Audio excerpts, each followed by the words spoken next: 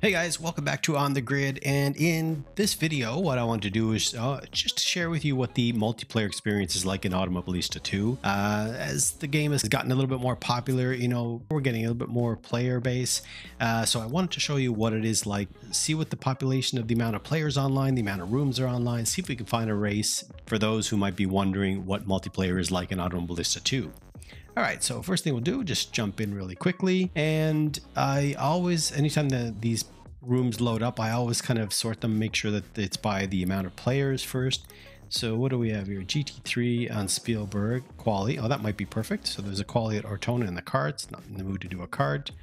And so if you click here, you'll be able to see exactly what's going on. 13 minutes remaining in this. These are all the GT3 class, so let's do that. So lucked out. And what should I take? Yeah, actually, let's do the McLaren. We'll find a livery that's kind of cool. You know what? Let's just pick a red and black. That's always good. All right, so let's jump in with just about 10 minutes left remaining in quali, and we'll see how this goes. Okie doke. I can't believe I just said okie doke. I never said that in my life, and it's the first time I said that. The oddest things come out when you're recording a video. Alright, so I'm not gonna mess too much with the settings here. Okay, the room's getting, we got what, 10 people in the room already? So let's get out and try and get a lap in. So one thing has been updated, and if you see, this is the seat adjustments is going forward and backward in steps. There is an update that just came out, 1.57, and that has fixed that. So now we have adjustments that are constant, so you just push and hold your button, which is finally there. It's one thing I've been wishing for since this game has come out, actually, and it's one thing that drove me crazy because I'm constantly having to push in on my button box to keep pushing the button in and out to get me to move forward or backward. And when you're in a race and you need to make adjustments, it's always a bit of a pain in the butt to do that. So finally that's fixed. Let's get out.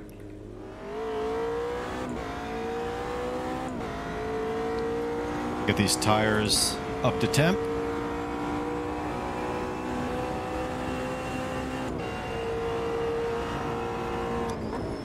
This McLaren sounds good.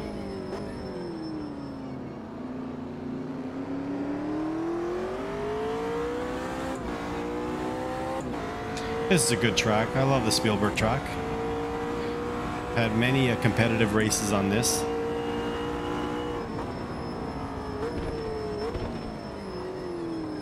I'm going to give him a bit of space. Oh, don't hit me.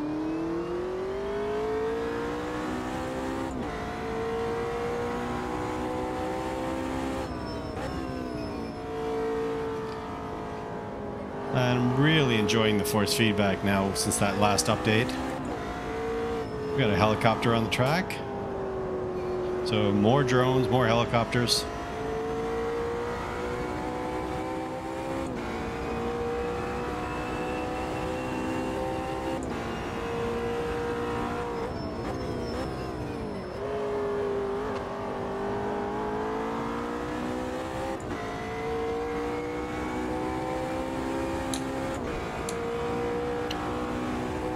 Forgot I had to remap my buttons because I had deleted the Automobilista folder.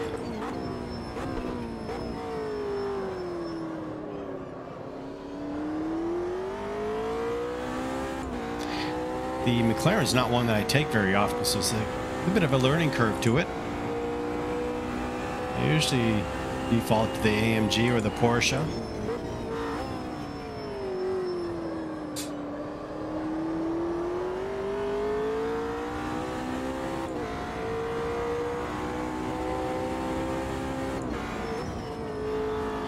We got more people coming in the room, so that's good.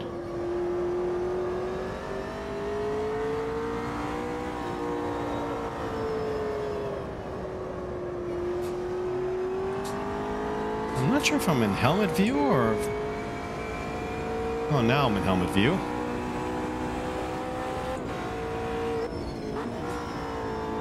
That first cockpit view I find a bit odd because it feels like there's somewhat of a disconnection to the car, where this helmet view without the helmet on, I feel like a bit more in connection with the car, if you know what I mean. All right, so where are we? We're in 5th. I don't have a chance to get out and do another lap, but I do want to make a couple adjustments here. I want to bring that brake bias down, bring a bit more there, soften the front, tighten up the rear a little bit.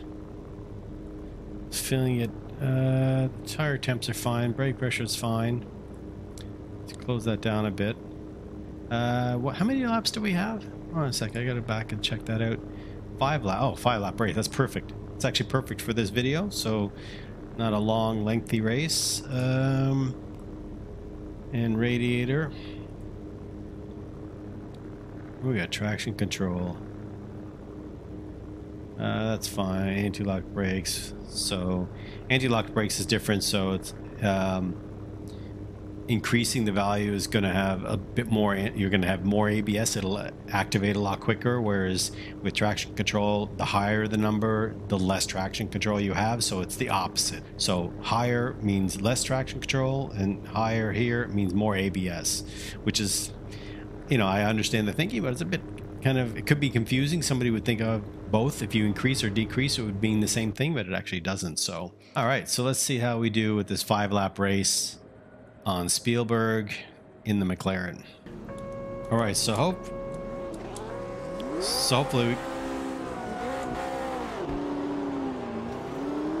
we get around turn 1 safely.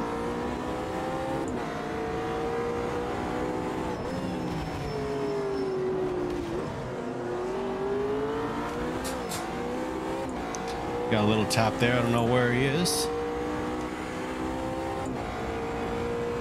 Okay. Gained a position, so.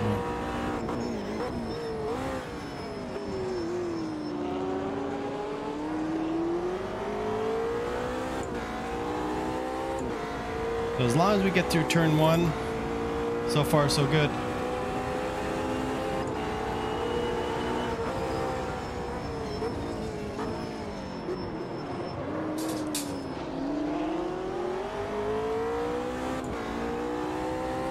Was trying to cut on the inside there, but I think that was a bit too anxious.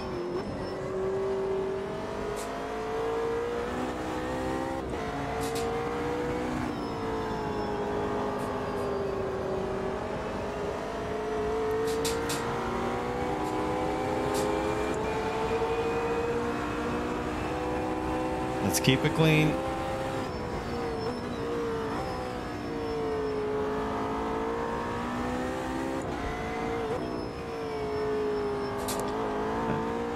Trying to keep it clean so we don't have any accidents or anybody gets taken out.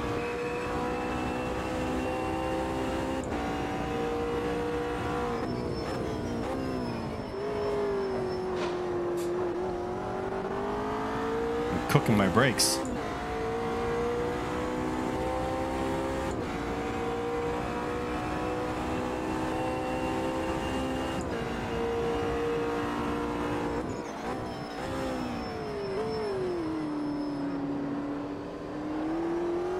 That's the only thing. I can't see my rear views, so I don't know where he is.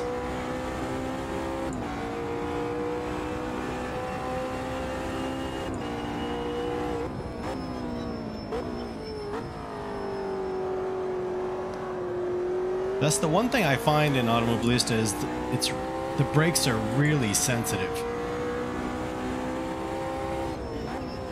So if you step too much on the brakes, you could easily overheat and end up losing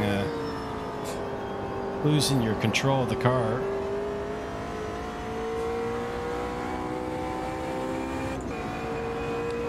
It's definitely a learning curve from the other sims, because your instinct is to want to hammer on the brakes. Oh shoot. As I was just saying.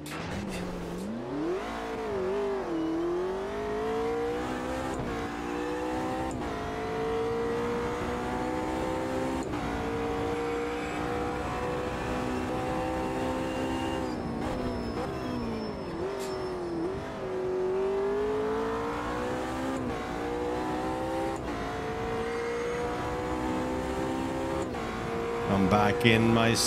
No, actually, I'm still one up because I was in 5th.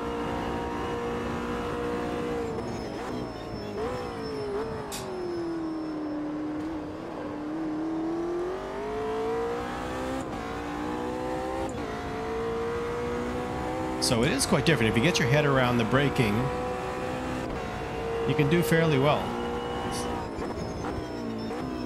And a lot of times I'm a late braker, so which is really difficult to do in this game, at least I find.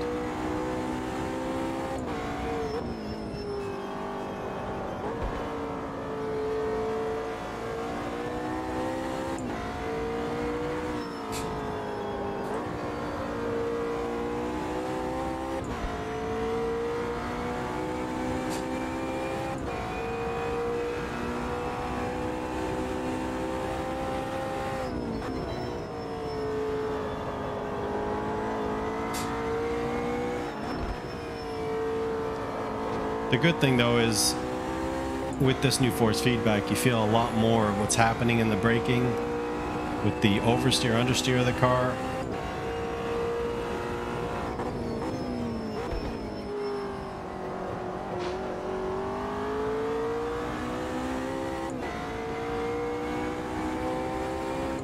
And I think to some extent, by the car being so sensitive under braking, it does mimic more of what a car would actually react like, you know, by overstepping your brake and overheating it.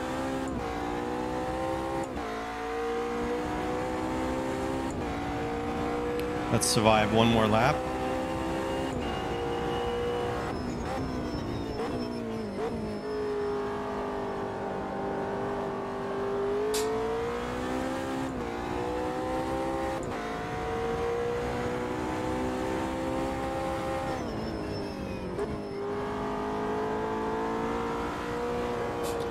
And I can feel the tires.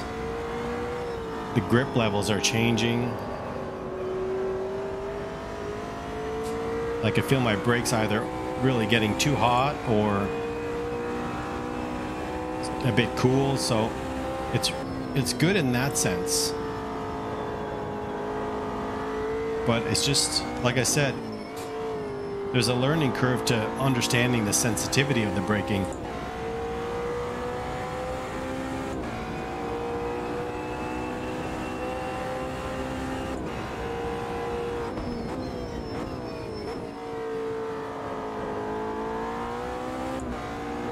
And it is fairly quiet. It'll be great once we get a spotter or engineer communications. Hopefully that comes soon.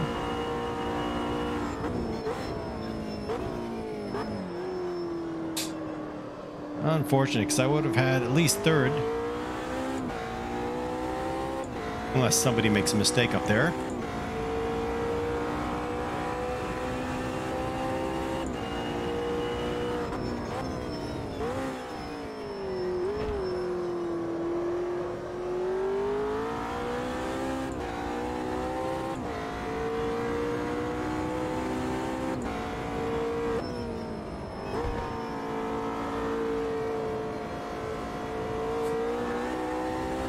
I just love riding the curb.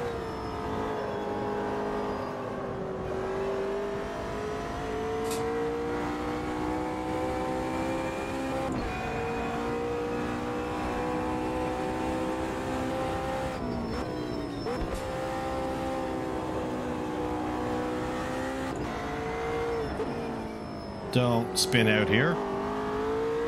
That would be a shame.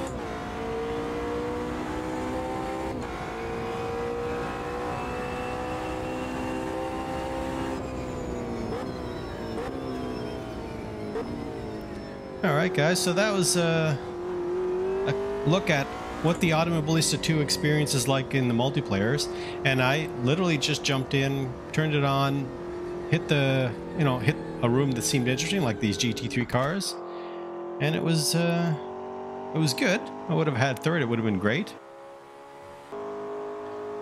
So I end up in 4th position. There was a couple that jumped out, but I think how many people do we have to start? It was there 13. Maybe 13 racers. So that was good. It was fairly clean. There was no big mishaps, you know, in turn one. And I think on average, any of the multiplayer races that I've done have, you know, been pretty clean. So that's it's great to see. Always coming into that turn one, you get stressed. You're not sure if we're going to make... Oh, there was a little shunt there. We managed to get through, though. So I know me and this guy in the Porsche were having a little scrap back and forth, but it was good because we were giving each other enough space. It was clean. I mean, you could look... You see, the rest of the grid was fairly clean. I mean, there was no major incidents. Look at that coming. I tried to get in on the inside, but it was a bit too anxious there. Should have waited a bit more.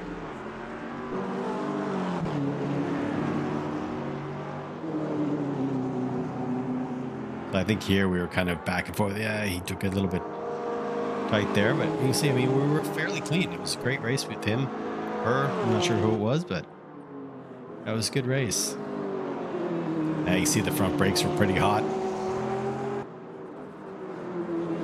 So, like I was saying, I mean, the racing is good, but the only thing is you got to get around that learning curve of understanding the braking in Automobilista because it's very different. That's the one thing of kind of jumping back and forth with all the different sims. I find this one has the most challenging braking and getting a hang of that. And once you do it, it's good. You can't stomp on the brake and you can't... oh, somebody went off in the back there, but... Going into the corner, I'm a late breaker, so that's kind of my style of driving. But I noticed in this that I can't do that. I can't do it anyway to the extent that I normally do. So you got to kind of go a bit hard on the brake initially and then kind of ease off.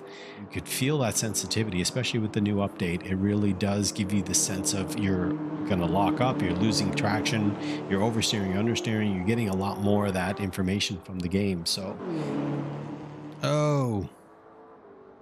Somebody lost it there. They tried to do pretty much what I did in that turn 3-4, I think it was. There's a lot of dirt on the front of that car. Is it raining somewhere in the track? All right, guys. If you liked the video, please subscribe, and we'll catch you guys again really soon. Take care.